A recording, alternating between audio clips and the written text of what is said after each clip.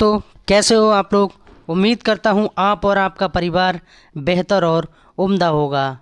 Happy new year 2024 की super education परिवार की तरफ से हार्दिक बधाई। शुरू करते हैं आज की क्लास। आज का सेशन। पहला प्रश्न दिया है यहाँ पर, भारत का उपराष्ट्रपति बनने के लिए न्यूनतम आयु कितनी होना चाहिए। उपराष्ट्रपति की बात की जा रही है और भारत के उपराष्ट्रपति की बात की जा रही है और न्यूनतम एज की बात की जा रही है कि न्यूनतम उम्र कितनी होना चाहिए। 21 वर्ष, 35 वर्ष या 25 वर्ष या 18 वर्ष, तो कितनी होना चाहिए। इसके लिए 35 वर्ष होना चाहिए। B is the right answer, यानी 35 ईयर्स होना चाहिए भारत का उपराष्ट्रपति बनने के लिए। अब साथ ही साथ आप ये भी याद रखिए कि पंचायत चुनाव लड़ने के लिए न्यूनतम आयु कितनी होना चाहिए। 21 वर्ष होना चाहिए, ये भी याद रखना है। वोट डालने के लिए न्यूनतम उम्र कितनी होना चाहिए। 18 साल होना चाहिए वोट डालने के लिए, है ना। विधानसभा का सदस्य बनने के लिए, है ना, तो इसके लिए 25 वर्ष होना चाहिए। सारा डाउट क्लियर हो गया होगा। 2 नंबर प्रश्न देखते हैं। चंद्रगुप्त मौर्य का पुत्र कौन था। क्वेश्चन में पूछा जा रहा है, हिस्ट्री से क्वेश्चन को लिया है कि चंद्रगुप्त मौर्य का पुत्र कौन था। बिंदुसार, चंद्रगुप्त द्वितीय, अशोक या इनमें से कोई नहीं। तो 2 का सही आंसर हो जाएगा Bindusara. A is the right answer. 3 number question देखेंगे, भारत में तुगलक वंश के बाद कौन सा वंश शासन करने आया था। क्वेश्चन में पूछा जा रहा है कि भारत में तुगलक वंश के बाद कौन सा वंश शासन करने आया था। ए में कहा जा रहा है गुलाम वंश, खिलजी वंश, तुगलक और लोधी वंश या सैयद वंश। तो इसका सही आंसर हो जाएगा सैयद वंश। एक बार मैं आपको बता दे रहा हूँ कि गुलाम वंश कब से कब तक चला था। 1206 से 1290 तक गुलाम वंश चला है। खिलजी वंश कब से कब तक चला है, ये भी याद रखना है। 1290 से 1320 तक खिलजी वंश चला है। और लोधी वंश कब तक चला है। 1451 से 1526 तक चला है। लोधी वंश का अंत, लास्ट शासक इसका इब्राहिम लोधी था। बाबर और इब्राहिम लोधी के बीच पानीपत के मैदान में यानी 1526 को युद्ध हुआ था, जिसमें कि इब्राहिम लोधी हार गया था और बाबर जीत गया था। तभी लोधी वंश का वहाँ से अंत हो गया था और मुगल काल की स्थापना हो गई थी। क्वेश्चन में पूछा जा रहा है तुगलक वंश के बाद कौन सा आएगा। और साथ ही साथ आपको ये डेटें भी याद रखना है। कभी कभी डेट पूछता है तो कभी कभी आपसे क्रम से लगवाने को बोलता है। तो पहले पे अगर क्रम की बात की जाए तो कैसे लगाएंगे। पहले गुलाम वंश आएगा और गुलाम वंश के बाद क्या आएगा, खिलजी वंश आएगा, फिर तुगलक वंश आएगा, फिर सैयद वंश आएगा और फिर लोधी वंश आ जाएगा। ये क्रम है। हर बार क्वेश्चन में ये गुलाम वंश, खिलजी वंश, तुगलक वंश, सैयद वंश और लोधी वंश से क्वेश्चन इर्द गिर्द घूमता है और पूछता है। कंप्लीट जानकारी होगी तभी आप अच्छा स्कोर कर पाएंगे। और प्लीज़ वीडियो को लाइक कर देंगे एंड चैनल को सब्सक्राइब कर लेंगे। ये निःशुल्क प्लेटफॉर्म है, यहाँ पर पैसे की किसी से कोई डिमांड नहीं की जाती है। आपका सिलेक्शन ही हमारे लिए बहुत बड़ी बात है। आपका सिलेक्शन हो जाए बस सुपर एजुकेशन परिवार यही कामना करता है। 4 नंबर क्वेश्चन देखेंगे, किस ग्रह को बौना ग्रह माना जाता है। किस ग्रह को बौना ग्रह माना जाता है। क्या कहा जा रहा है, बौना ग्रह। बौना ग्रह पृथ्वी, बृहस्पति, प्लेटो या शनि। तो किस ग्रह को बौना ग्रह माना जाता है। प्लेटो को बौना ग्रह माना जाता है। और सभी लोग पूरी ईमानदारी से, जितने भी भाई बहन मेरे वीडियो को वॉच कर रहे हैं, देख रहे हैं, 40 क्वेश्चन मैंने यहाँ पर लिए हैं मोस्ट इम्पोर्टेंट। और 40 में से पूरी ईमानदारी के साथ टेस्ट लगाएंगे मेरे साथ और कमेंट करके बताएंगे कि सर हमारा स्कोर इतना जा रहा है, पूरी ईमानदारी के साथ। 5 नंबर क्वेश्चन देखेंगे, किस साल में भारतीय इंपीरियल पुलिस को भारतीय पुलिस सेवा IPS के द्वारा बदल दिया गया था। 1950, 1947, 1948, 1955। तो किस साल बदल दिया गया था ये। 1948 यानी 1948 को बदल दिया गया था। 6 नंबर क्वेश्चन देखेंगे, गेहूं क्या है। गेहूं क्या है, क्योंकि भारत कैसा देश है, कृषि प्रधान देश है, ये पता होना चाहिए। भारत में कृषि ज़्यादा होती है ना, तो कृषि प्रधान देश है। क्वेश्चन में पूछा जा रहा है गेहूं क्या है। बेल है, घास है, झाड़ी है या वृक्ष है। आखिर गेहूं है क्या। यहाँ 6 नंबर क्वेश्चन है। यहाँ 6 नंबर क्वेश्चन है। 6 नंबर में पूछा जा रहा है गेहूं क्या है। तो गेहूँ क्या है? एक घास है। घास को याद रखना है, गेहूँ क्या है? एक घास है। और गेहूँ किस में आता है? रबी में आता है या खरीफ में? तो गेहूँ किस में आता है? रबी में। और धान किस में आता है? खरीफ में। और तरबूज और ककड़ी और खीरा ये जायद की फसल है। साथ ही साथ ये भी याद रखना है, क्वेश्चन इनसे भी बनता है। 7 नंबर क्वेश्चन देखते हैं। सांप, कछुआ, छिपकली तथा मगरमच्छ जंतुओं की किस श्रेणी में आते हैं? इनकी कैटेगरी पूछी जा रही है कि सांप किस में आता है, कछुआ किस में आता है, या छिपकली मगरमच्छ किस श्रेणी में आता है? मत्स्य में आते हैं, या जल स्थलचर हैं, या सरीसृप हैं, या सब ये पक्षी है? तो 7 का सही आंसर हो जाएगा, ये सब कैसे हैं? सरीसृप हैं। सरीसृप हैं ये। 8 नंबर क्वेश्चन देखेंगे। मिट्टी में जल तनाव मापने के लिए प्रयोग किए जाने वाले यंत्र को क्या कहते हैं? 8 नंबर क्वेश्चन में पूछा जा रहा है प्रकाश मापी, या उत्मापी, या शुष्क आर्द्रता मापी, या तनाव मापी? तो 8 का सही आंसर हो जाएगा तनाव मापी। क्या हो जाएगा? तनाव मापी। और प्लीज़ सब लोग वीडियो को लाइक कर देंगे, आप लोग लाइक नहीं करते हैं वीडियो को। 9 नंबर क्वेश्चन देखेंगे। बल का एसआई मात्रक क्या है? क्वेश्चन में पूछा जा रहा है बल के बारे में। किसके बारे में? बल के, यानी फोर्स के बारे में पूछा जा रहा है। यहाँ पर बताना है एसआई मात्रक। तो क्या होगा? पास्कल होगा, वॉइल होगा, या न्यूटन होगा, या वाट होगा? तो क्या हो जाएगा? C is the right answer, Newton हो जाएगा। 10 नंबर क्वेश्चन देखेंगे। निम्नलिखित में से कौन कंप्यूटर में स्थायी रूप से डाटा संचित करता है? किससे क्वेश्चन लिया गया है? ये कंप्यूटर से लिया गया है। कंप्यूटर से क्वेश्चन को लिया गया है। यहाँ आपको सही करना है। स्थायी रूप से ALU, या कैश मेमोरी, या RAM यानी रैम, या रोम ROM? तो कौन करता है? तो 10 का सही आंसर हो जाएगा रोम। अब साथ ही साथ इनकी फुल फॉर्म भी आपको पता होना चाहिए। ALU का मतलब होता है अर्थोलॉजिकल यूनिट, और रोम क्या होता है? रैंडम एक्सेस मेमोरी, और रोम क्या होता है? Read only memory. ये भी याद रखना है साथ ही साथ। 11 नंबर क्वेश्चन देखेंगे। धन विधेयक भारत के संविधान के किस अनुच्छेद में परिभाषित किया गया है? किसकी बात हो रही है? धन विधेयक की बात हो रही है, धन विधेयक की, है ना। आर्टिकल पूछा जा रहा है यानी अनुच्छेद पूछा जा रहा है। किस आर्टिकल की बात की जा रही है? अनुच्छेद 109, अनुच्छेद 110, अनुच्छेद 111, अनुच्छेद 112? तो क्या हो जाएगा इसका सही आंसर? अनुच्छेद 110 के तहत। B is the right answer. और धन विधेयक केवल लोकसभा से पास होता है, ये भी याद रखना है। 12 नंबर क्वेश्चन देखेंगे। भारतीय संविधान की 6ठी अनुसूची के प्रावधान निम्नलिखित में से किस राज्य में लागू होते हैं? कौन सी अनुसूची की बात हो रही है? 6ठी अनुसूची की बात हो रही है यहाँ पर। According to Indian constitution Tripura, Sikkim, Nagaland, या उपरोक्त सभी? तो 12 का सही आंसर हो जाएगा त्रिपुरा। और भी राज्य हैं, याद रख लीजिए, जैसे मेघालय है, मेघालय को याद रखना है आपको, मिज़ोरम को याद रखना है, त्रिपुरा को याद रखना है, और असम को याद रखना है। आदिवासी लोग 1948 में 1948 में एक विधेयक पारित किया गया था आर्टिकल 244 के द्वारा। ठीक है, ये याद रखना है। आदिवासी क्षेत्र से जुड़े हुए भारतीय संविधान की 6ठी अनुसूची में किस राज्य में लागू होते हैं? जो मैंने 4 राज्य बताए, मेघालय, मिजोरम, त्रिपुरा और असम, ये याद रखना है। फिलहाल तो यहाँ पर Tripura is the right answer हो जाएगा। 13 नंबर क्वेश्चन देखेंगे। भारत के संविधान की 11वीं अनुसूची में कितने विषय हैं? क्वेश्चन में पूछा जा रहा है भारतीय संविधान के अनुसार जो 11वीं अनुसूची है, कौन सी 11वीं अनुसूची के अनुसार कितने विषय हैं? 22 सब्जेक्ट यानी 22 विषय, 24 सब्जेक्ट यानी 24 विषय, या 29 विषय, या लास्ट है 32 विषय? तो कितने विषय हैं? 13 का सही आंसर हो जाएगा 29 सब्जेक्ट यानी कि 29 विषय। कितने हो जाएगा? 29 विषय। C is the right answer. 14 number question देखेंगे। निम्नलिखित में से कौन सा सही सुमेलित नहीं है? क्वेश्चन में पूछा जा रहा है सही सुमेलित नहीं है। सार्वजनिक स्वास्थ्य एवं स्वच्छता क्या राज्य सूची के अंतर्गत आते हैं? जनगणना क्या संघ सूची के अंतर्गत आती है? राज्यसभा में सीटों का बंटवारा द्वितीय अनुसूची, या दल बदल विरोध जो अनुसूची है वो 10वीं है?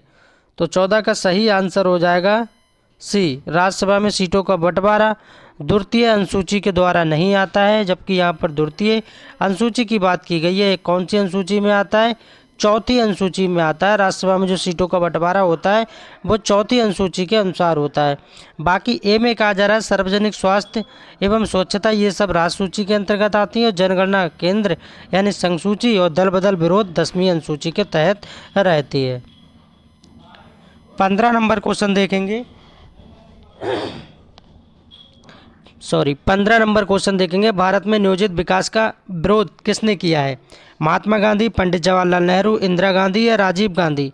तो 15 का सही आंसर हो जाएगा महात्मा गांधी। महात्मा गांधी ने नियोजित विकास का विरोध किया था। A is the right answer. 16 number question देखेंगे। निम्नलिखित में से कौन सा सही सुमेलित नहीं है?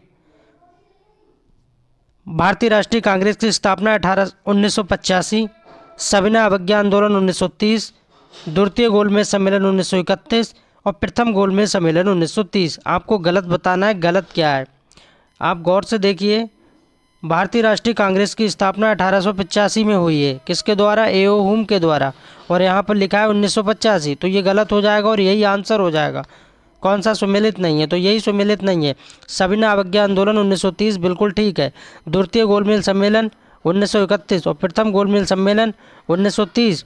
और गोलमेज सम्मेलन टोटल हुए कितने थे? 3 गोलमेज सम्मेलन हुए थे। और तीसरा कब हुआ था ये भी साथ ही साथ याद रखिए, 1932 यानी कि 1932 में हुआ था। कहाँ हुए थे? लंदन में हुए थे। सारी जानकारी मैं आपको कंप्लीट देता हूँ। मेरा मकसद नहीं है कि 4 क्वेश्चन ले आओ बस पढ़ा के चले जाओ, है ना। 4 क्वेश्चन के साथ और भी क्वेश्चन करवाइए ताकि उसके इर्द गिर्द जो क्वेश्चन बने आपका एग्जाम में क्वेश्चन गलत ना हो। बस आप चैनल को सब्सक्राइब कर लीजिए और वीडियो को लाइक कर दीजिए। 17 नंबर क्वेश्चन देखते हैं। संथाल विद्रोह वर्तमान में किन 2 राज्यों के बीच हुआ था? वर्तमान की बात की जा रही है, वर्तमान में, क्योंकि जिस समय संथाल विद्रोह हुआ था उस समय कंडीशन अलग थी राज्यों की। बंटवारा होने के बाद जैसे उत्तर प्रदेश से उत्तराखंड हो गया था। अब पूछा जा रहा है कि वर्तमान में किन 2 के बीच है? राजस्थान और एमपी, राजस्थान और झारखंड, उत्तर प्रदेश और उत्तराखंड, झारखंड और पश्चिम बंगाल, या इनमें से कोई नहीं। तो 17 का सही आंसर हो जाएगा झरिया झारखंड और पश्चिम बंगाल। झारखंड किसके लिए जाना जाता है? कोयले के लिए, झरिया झारखंड के नाम से। C is the right answer. 18 number question देखेंगे। नेटिव मैरिज एक्ट, कौन सा? नेटिव, याद रखना है, नेटिव। नेटिव मैरिज एक्ट किस वर्ष पारित किया गया था? 1870, 1872, 1874 या 1876? कब पारित किया गया था ये? 1872। B is the right answer, native marriage act. 19 number question देखेंगे। निम्नलिखित में से कौन सा सही सुमेलित नहीं है? क्वेश्चन में पूछा जा रहा है कि सही सुमेलित नहीं है। हुमायूंनामा क्या गुलबदन बेगम ने लिखा है? तुगलकनामा क्या इब्न बतूता ने लिखा है? तारीख ए फिरोज शाही, शख्स सिराज अफीक और बिहारी सस्सई। तो बिहारी सस्सई में 700 प्लस दोहे हैं, ये बिहारी सस्सई ने लिखा है, बिल्कुल ठीक है। हुमायूंनामा गुलबदन बेगम ने लिखा है, ये बिल्कुल ठीक है। हुमायूं की बहन है गुलबदन बेगम, उनने ही लिखा है। और तारीख ए फिरोज शाही, ये भी ठीक है। और तुगलकनामा इब्न बतूता ने नहीं लिखा है, ये बात गलत है और गलत ही पूछा जा रहा है। तो 19 का बी राइट आंसर हो जाएगा। अब आपके माइंड में क्वेश्चन आता होगा कि सर ने ये तो बता दिया कि तुगलकनामा इब्न बतूता ने नहीं लिखा है, तो आखिरकार तुगलकनामा लिखा किसने? अमीर खुसरो ने लिखा है। और कमेंट करके बताएंगे किस राज्य में अमीर खुसरो का जन्म हुआ था। सभी भाई बहन ईमानदारी के साथ बताएंगे। 20 नंबर क्वेश्चन देखेंगे। जजाऊ का युद्ध कब हुआ था? क्वेश्चन में पूछा जा रहा है कि जजाऊ का युद्ध कब हुआ था? 1607, 1607, 1807, 1907? तो कब हुआ था जजाऊ का युद्ध? 1707 ईस्वी में हुआ था। कब हुआ था? 1707 ईस्वी में जजाऊ का युद्ध हुआ था। B is the right answer. 21 number question देखेंगे। तैमूर ने किस वर्ष भारत पर आक्रमण किया था? किसने? बात हो रही है तैमूर की, और किस पे? भारत पर। तैमूर, तैमूर ने किस वर्ष भारत पर आक्रमण किया था? 1398, 1498, 1526, 1757? तो 21 का सही आंसर हो जाएगा 1398 में। 1398 में तैमूर ने भारत पर आक्रमण किया था। 1526 में मैंने बताई दिया पानीपत का प्रथम युद्ध हुआ था। 1757 में क्या हुआ था? बक्सर का युद्ध हुआ था 1757 में।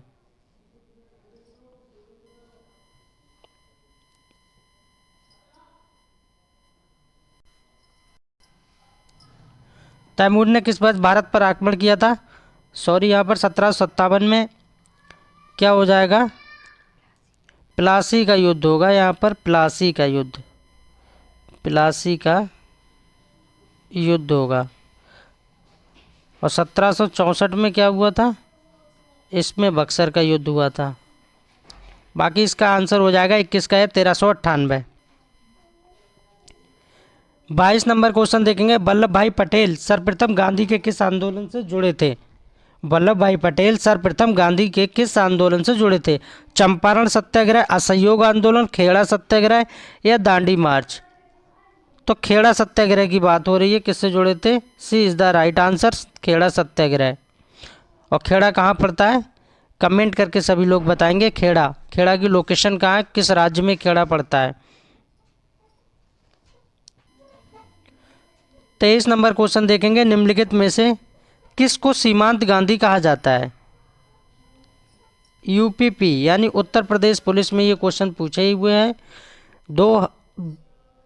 सीमांत गांधी किसको कहा जाता है? जिन्ना को या लियाकत अली को या सैयद अहमद को या खान अब्दुल गफ्फार खान को? तो किसको कहा जाता है? 23 का D is the right answer, Khan Abdul Ghaffar Khan को सीमांत गांधी कहा जाता है। क्या कहा जाता है? सीमांत गांधी।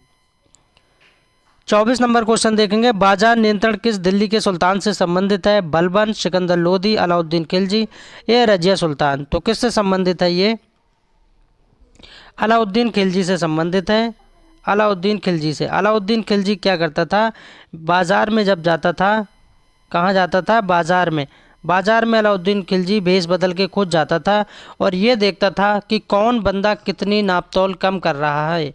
ये जानने के लिए भेष बदल के खुद जाता था और पता लगाता था कि कौन कितना कम तोलता था। और इतना ऐसा भी माना जाता है, ऐसा बताया जाता है कि जो भी अगर कम तोलता था, जैसे कि किसी को अगर 1 किलो कोई चीज़ लेना है और वह 900 ग्राम का वहाँ प्रयोग कर रहा है, 100 ग्राम नहीं दे रहा है, तो 100 ग्राम उसके शरीर से मांस को काट लिया जाता था। इतनी खतरनाक सज़ा देता था अलाउद्दीन खिलजी। तो बाजार नियंत्रण को बहुत कर्रे से उन्होंने लागू किया था। बाकी रजिया सुल्तान कौन थी? इल्तुतमिश की पुत्री थी, जिसने कि 1236 से 40 तक शासन किया था, यानी 4 वर्ष रजिया सुल्तान ने शासन किया था।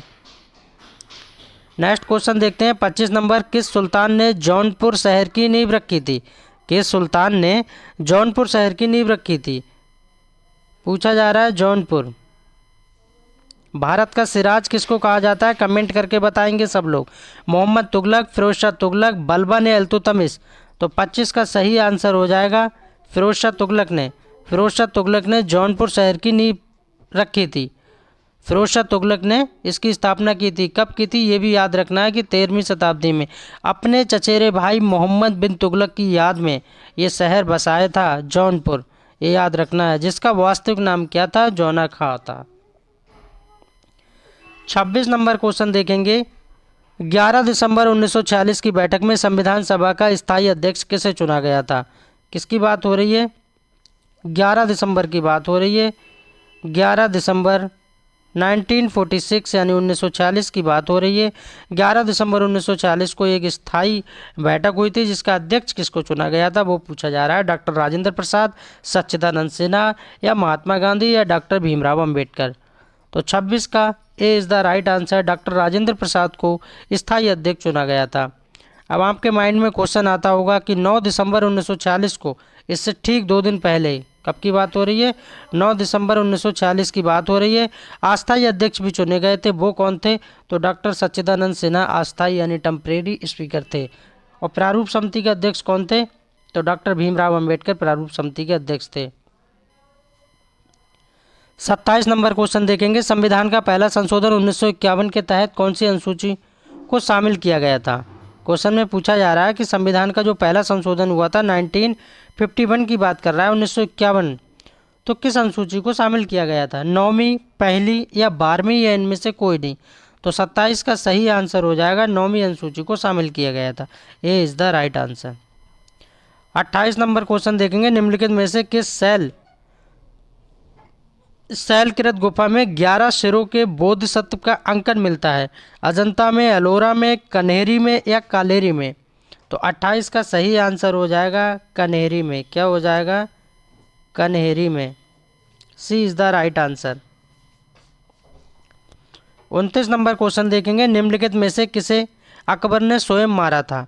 क्वेश्चन में पूछा जा रहा है, हिस्ट्री से क्वेश्चन को लिया है कि निम्नलिखित में से किसे अकबर ने स्वयं मारा था, यानी स्वयं का मतलब खुद से मारा था अकबर ने। अकबर का जन्म कब हुआ था? 1542 में। मृत्यु कब हुई थी? 1605 में। ये भी याद रखना है। अकबर किसका बेटा था? हुमायूं का बेटा था। हुमायूं किसका बेटा था? बाबर का बेटा था। तो बात हो रही है यहाँ पर किसको मारा था? आदम खां को, बैरम खान को या बाज बहादुर को या पीर पंजाल को? 29 का सही आंसर हो जाएगा आदम खां को अकबर ने स्वयं मारा था, यानी खुद मारा था। ए is the right answer. 30 number question देखेंगे, निम्नलिखित में से किसने प्रसिद्ध कुतुब मीनार के निर्माण में योगदान नहीं दिया था? यहाँ पूछा जा रहा है कि कुतुब मीनार को बनवाने में किसने योगदान नहीं दिया था? कुतुबुद्दीन ऐबक, इल्तुतमिश, गयासुद्दीन तुगलक या फिरोज शाह तुगलक? 30 का सही आंसर हो जाएगा गयासुद्दीन तुगलक ने नहीं दिया था। सी इज़ द राइट आंसर। जबकि कुतुबुद्दीन ऐबक ने दिया था, इल्तुतमिश ने भी दिया था, फिरोज शाह तुगलक ने भी दिया था।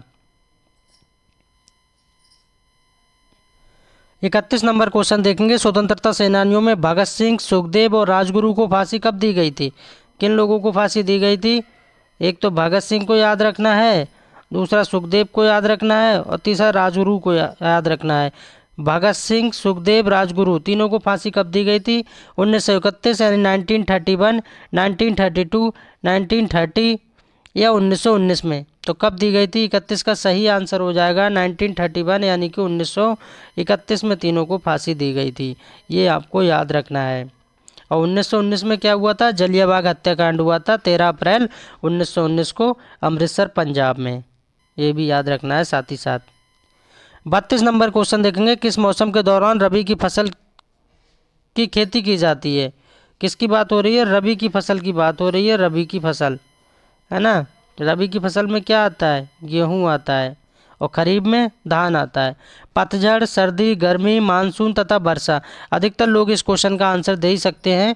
क्या हो जाएगा? सर्दी में। सर्दी में होती है रबी की फसल।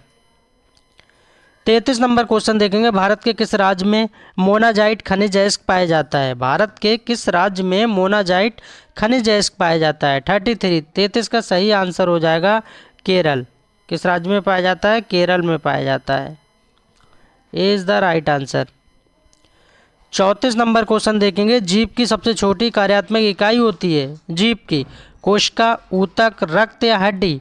तो क्या होती है? तो 34 का सही आंसर हो जाएगा कोशिका। क्या हो जाएगा? कोशिका। कोशिका। कोशिका। ए इज़ द राइट आंसर। और सभी भाई बहन प्लीज़ वीडियो को लाइक कर देंगे, आप लोग लाइक नहीं करते हैं बिल्कुल ही। 35 नंबर क्वेश्चन देखेंगे, कोशिका का आत्मघाती दस्ता किसे कहा जाता है? कोशिका का आत्मघाती दस्ता किसे कहा जाता है? लाइसोसोम को, माइटोकॉन्ड्रिया को या गल्जी काय को या लवक को? तो किसको कहा जाता है? लाइसोसोम को कहा जाता है। लाइसोसोम को कहा जाता है। ए is the right answer. 36 number question देखेंगे, पश्चिम में सर्वप्रथम किसने प्रतिपादित किया कि सूर्य सौरमंडल के केंद्र में है तथा अन्य ग्रह उसके चारों ओर चक्कर लगाते हैं? ये बात की जा रही है, किसने ऐसा कहा था वो आपको बताना है ना। केपलर ने कहा था या अरस्तू ने कहा था या कापरनिकस ने कहा था या इनमें से कोई नहीं? तो किसने कहा था? ये कापरनिकस ने कहा था कि पश्चिम में सर्वप्रथम कापरनिकस ने ही कहा था कि सूर्य सौरमंडल के केंद्र में है। सूर्य जो है ये सौरमंडल के केंद्र में है, यानी कि बीच में है, तथा अन्य ग्रह उसके चारों ओर क्या करते हैं? परिक्रमा करते हैं, यानी चक्कर लगाते हैं। C is the right answer. 37 number question देखेंगे, हमारे शरीर में प्रोटीन आवश्यक है, उनकी कमी से बच्चों में होने वाला रोग क्या है? प्रोटीन हमारे शरीर में बहुत बहुत ही ज़रूरी है प्रोटीन। और सबसे ज़्यादा प्रोटीन किस में पाया जाता है? सोयाबीन में पाया जाता है। कमेंट करके बताएंगे सभी भाई बहन कितने % पाया जाता है। क्वाश्चुकर, तपेदिक, निमोनिया या डायरिया? 37 का सही आंसर हो जाएगा kwashiorkor. A is the right answer. 38 number question देखेंगे, वायुमंडलीय दाब को किस यंत्र के द्वारा मापते हैं? वायुमंडलीय दाब को जो प्रेशर होता है वायुमंडल का, उसको किसके द्वारा मापते हैं? बैरोमीटर के द्वारा, एनमोमीटर के द्वारा, या हाइड्रोमीटर के द्वारा, या इनमें से कोई नहीं। तो किसके द्वारा मापते हैं?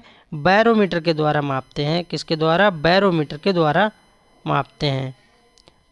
ए इज़ द राइट आंसर। और इस वीडियो का सेकंड लास्ट क्वेश्चन देखेंगे 39, वायुमंडल में सर्वाधिक हानिकारक गैस कौन सी है? वायुमंडल में सबसे हानिकारक गैस कौन सी है? कार्बन डाइऑक्साइड, जिसको क्या बोलते हैं? CO2 बोलते हैं। कार्बन मोनोऑक्साइड, मीथेन, जिसको क्या बोलते हैं?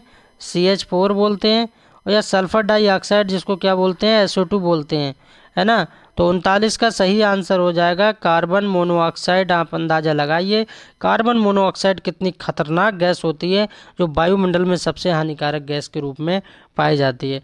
और वायुमंडल में बात की जाए कि कार्बन डाइऑक्साइड कितनी पाई जाती है COD, तो 0.03% कार्बन डाइऑक्साइड पाई जाती है। और नाइट्रोजन कितने परसेंट पाई जाती है? तो ये 78% पाई जाती है। और ऑक्सीजन कितने परसेंट पाई जाती है? तो ये 21% पाई जाती है। ये भी बातें आपको याद रखना है।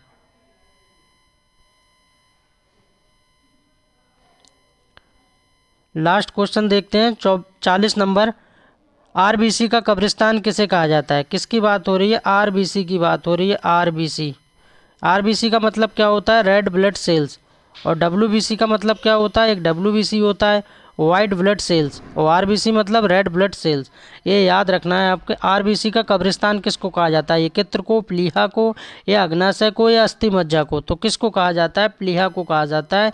वीडियो कैसी लगी कमेंट के माध्यम से हमें सुझाव ज़रूर दीजिए, है ना।